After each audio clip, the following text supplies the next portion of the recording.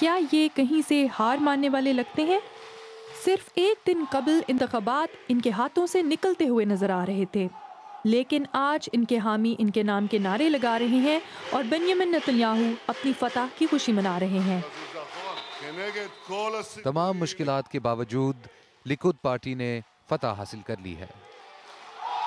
لیکن منگل کی رات صورتحال اتنی واضح نہیں تھی۔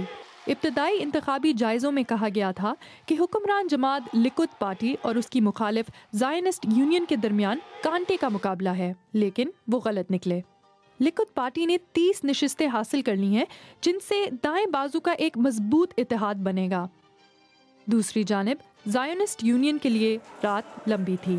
پارٹی کی یہ خواہش کہ وہ نتنیاہو کی حکومت کا خاتمہ کر دے گی غلط نکلی، اور بدھ کی صبح کو پارٹی کے رہنما یtzhak herzog نے اپنی ہار تسلیم کی۔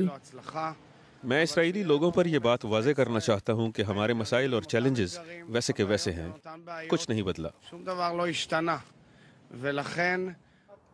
اپنی مہم میں نتنیاہو نے ایک حالیہ انٹرویو میں فلسطینیوں کو الگ ریاست دینے کی پالیسی کو خود ہی مسترد کر دیا تھا۔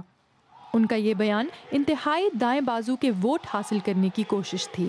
اس کے علاوہ انہوں نے وعدہ کیا تھا کہ مقبوضہ فلسطینی علاقوں میں وہ اسرائیلی آبادکاروں کے لیے نئی بستیاں قائم کریں گے۔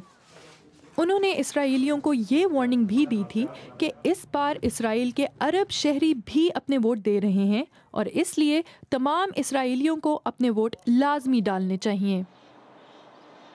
ایک بار پھر نتنیاہو نے جیت حاصل تو کر لی، لیکن اسرائیل آج بھی تنہائی کا شکار ہے، اور سوال یہ ہے کہ مشرقی وسطی کا مسئلہ حل کی جانب کیسے بڑھے گا۔ ایمن خواجہ، BBC نیوز۔